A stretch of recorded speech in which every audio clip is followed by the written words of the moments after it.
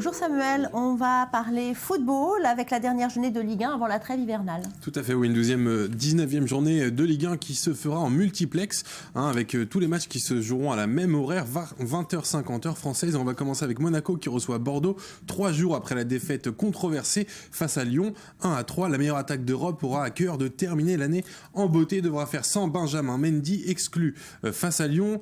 Le Marseille version McCourt qui reprend du poil de la bête après 3 victoires en Ligue 1 peut espérer s'installer dans le top 5 en cas de victoire à Bastia.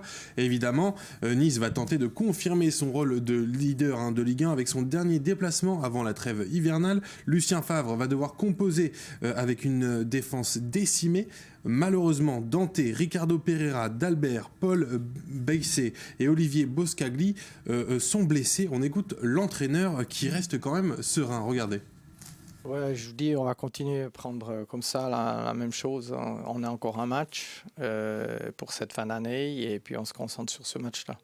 Parce que de nouveau, on va à Bordeaux. Ils ont perdu 4-0 à Montpellier. Donc Bordeaux a une bonne équipe. Ils ont 7 attaquants pour 4 places. Je vous parle des ailiers extérieurs, des attaquants, etc. Il y a beaucoup de joueurs qui sont très bons dans les 1 contre 1.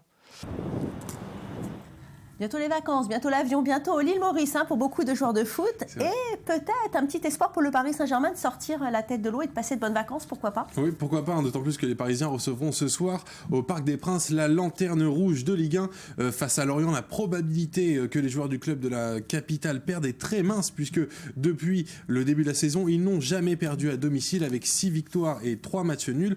Quoi qu'il arrive, une petite victoire ne serait pas suffisante pour tranquilliser la direction parisienne. Ils cherchent d'ailleurs à renforcer l'attaque déjà. Il y a des rumeurs concernant l'Allemand Julian Drexler. En tout cas, Unai Emery, malgré la situation, reste plutôt serein. Je vous propose de l'écouter avant la rencontre de ce soir. Et demain, c'est la première opportunité pour le 3 points, pour maintenir le championnat et une distance derrière, mais une bonne distance pour après, quand commence après à janvier, l'équipe il fait une progression pour la récupération de 7 points pour l'unique objectif que c'est gagner le championnat. On va finir ce journal du sport, Samuel Calfo, avec le grand, l'unique, LeBron James. Oui, la star des Cavaliers a une fois de plus été éblouissant lors de la victoire de Cleveland contre Milwaukee. Les Cavaliers se sont imposés 114-108 à l'issue d'une rencontre extrêmement disputée. King James, avec ses 34 points, 12 rebonds et 7 passes, est devenu le 8e meilleur marqueur de l'histoire de la NBA. Il bat le record d'une autre légende, Moses Malone, est élu 3 fois meilleur joueur de NBA en 1979, 1982 et 1983. Il est juste derrière maintenant l'Américain Shaquille O'Neal. Merci beaucoup. Restez avec nous dans quelques instants. Notre grand angle, nous parlerons de dessin. Restez là.